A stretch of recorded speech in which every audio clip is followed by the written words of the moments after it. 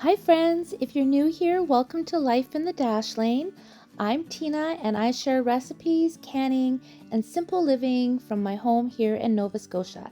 And today I am making homemade peach jam, a simple, delicious recipe that's perfect for your pantry shelves.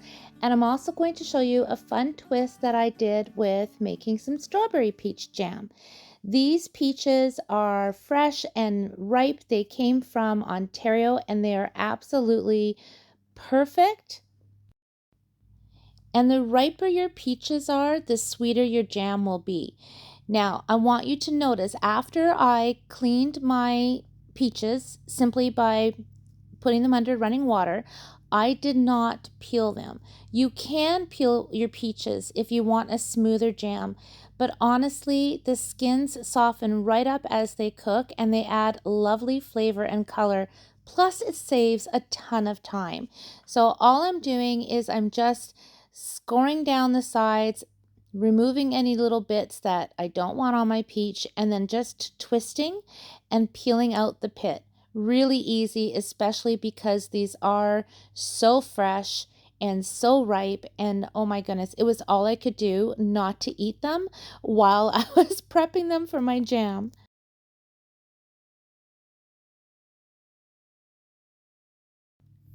To chop up my peaches, I'm using a chopper I purchased from Tupperware a few years back. I love this gadget. If you've watched my salsa video, you'll see I use this a lot. And you can just finely chop up your peaches. You don't have to use something like I just did. But I am measuring out 4 cups of um, peaches for my first batch of jam because in this video I'm going to be making 2 batches of jam. And to my peaches I added my lemon juice and now I'm adding some powdered pectin. And I'm just going to mix this in really well, and then I'm going to take it over to the stove and start warming it up until it comes to a rolling boil. I also have my jars washed and I'm keeping them in the oven so that they're nice and hot when I'm ready to ladle up my jam into the jars. Once the fruit has come to a boil, you're going to add 5 cups of sugar. I'm just adding 3 at a time. I'm going to stir it in. Some people might do 1 cup at a time and stir it in, but I find that this works for me. So 3 cups, stir that really well. Then I'm going to add the remaining 2 cups of sugar. And yes, there's a lot of sugar in jam. And there's different ways that you can have jam made with less sugar, and there's lots of recipes out there that you can find, but this is the recipe that I've always used that I love. And we don't eat jam a lot in our home, so when we do have it, it's just a nice treat. Not to mention things like homemade jams and jellies, pickles, preserves. I find they make some of the best gifts because everybody who receives a jar of your homemade deliciousness, they know that there's a lot of care that went into that. So I'm adding a little bit of cinnamon. This is a spiced peach jam. You can keep out the spices if you like, but these little extra touches just make such a beautiful little difference in your peach jam. So I only added about half a teaspoon of cinnamon, and next I'm going to add just a little bit of allspice. I'm going to stir those in really well. And I will put the recipe in the description down below for you as well. While I was waiting for this jam to boil, I scooted down to my freezer and pulled out some frozen strawberries that came from our garden. I was saving them to make some homemade ice cream, but I was 2 cups short of peaches for my second batch. So I grabbed my strawberries and that gave me a total of 4 cups of fruit, which is exactly what the recipe calls for. And the strawberries blended beautifully with the peaches, and the result was absolutely gorgeous strawberry peach jam. So you can absolutely substitute or mix fruits like this as long as you keep the total amounts to 4 cups.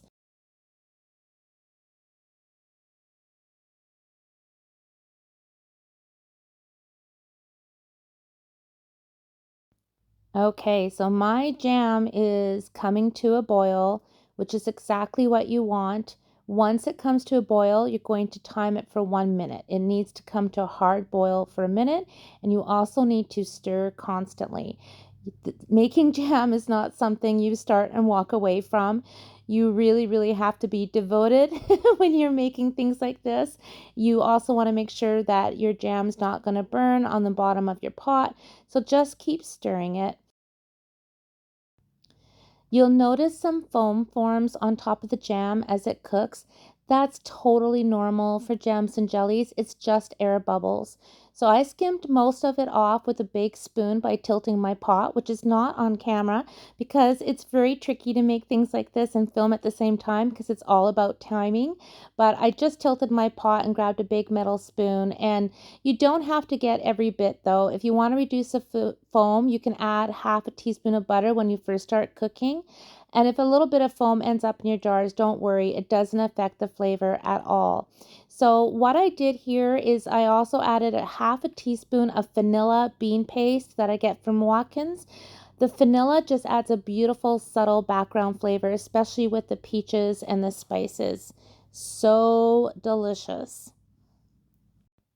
So I am ladling my piping hot jam into my piping hot jars, and I'm cleaning the rim. It's so important that you get that rim clean so that you get a good seal. Now I know some people don't water bath their jams and jellies. I usually do. There's the odd time I haven't, but and it seals and I think it's fine, but most times I do water bath.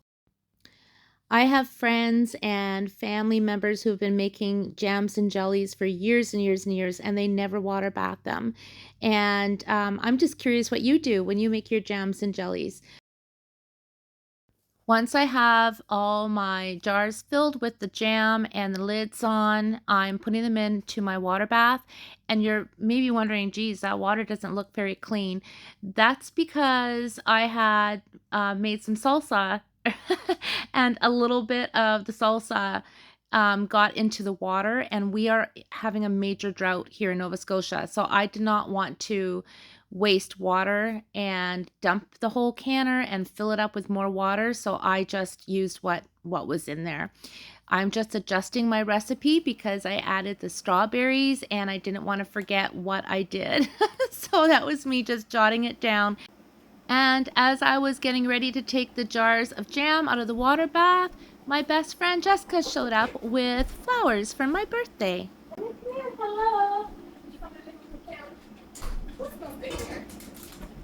One sec. Hello, Cooper. No barks at all when I came in. I just finished making peach jam. As I hadn't started cooking my strawberry peach jam when Jessica arrived, I just shut everything down, had a lovely cup of coffee and visit with her, and then I made my strawberry peach jam exactly the same way as I just showed you with my spiced peach. But of course, the only difference was using the strawberries with the peaches. I didn't add any vanilla and I did not add any spices to this jam. After your jam has set, you may notice that sometimes the fruit floats up a bit in the jars. That is especially common with peaches and strawberries because the fruit is lighter than the gel. So there's nothing wrong with your jam. And when you open your jar, you can just give it a stir and you'll have that perfectly even jam again. Another common question is with the set of the jam. If your jam seems too soft, it usually means it wasn't boiled quite long enough after adding the sugar and pectin. And if it's too firm, which I've done in the past, it's boiled too long. So for a softer jam, cut the time just a little short. For a firmer jam, give it a full minute at rolling boil and always stir consistently to prevent your scorching. Okay, the last batch is in the water bath. All right, friends, look at this deliciousness. Now, I did try the peach jam. There was a little bit in the jar or in the pot that I could scrape out. I literally had the most perfect amount of jam to go in 6 half pints. With the strawberry peach, I had this much left, and I suspect it's from the juice from the strawberries. Now, the strawberries, I had intended for homemade ice cream because I only had a couple cups worth of tiny little strawberries from our garden. So I was saving it to make homemade ice cream. But I'm really glad I took them out of my freezer and put them in with this peach jam because it made the perfect amount. I needed that full 4 cups. And look at, like, it has, can you see that? Like, it is perfectly set. Oh my gosh. I'm gonna try this.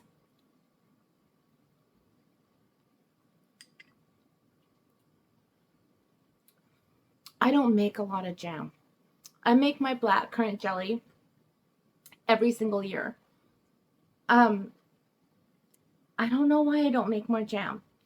I do love jam on toast, but I'm telling you what, I'm gonna be making this jam every year from now on. The peach, I don't know if I got to tell you, but the peach was delightful. That little bit of vanilla, the little bit of spice with the cinnamon and the nutmeg, it's so good. I can't imagine having it on fresh scones. It's going to be out of this world. This is going to be fantastic on anything, even a spoon.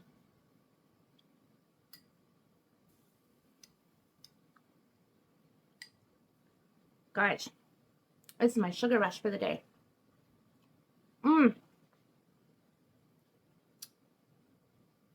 You can absolutely taste the peach, and I love the texture of the peach in this and the strawberry in this. Oh my gosh, this is outrageous. I gotta save some for my husband. Alexa, stop. So Lexi just let me know 5 minutes it's up for my jams. I'm gonna take them out of the canner. I'm gonna grab some iced tea and sit down and relax. I am so pleased. Yesterday I got all my sweet and smoky zucchini salsa made. Today I got my 2 batches of peach jam made. I don't know what I'm canning next. I know I'm definitely going to be making some of my great grandma's pickled onions because they're the best I've ever had. So that will definitely be a happening video. But until next time, my friends, take care. And remember, life is short. So make the most of that dash in between. See you next time. Oh my goodness. If you'd like more of my recipes, I've put together some free cookbooks and meal plans for you. You can grab them anytime over in my Simply Serene Living Stand store, and I'll put the link for you right below this video.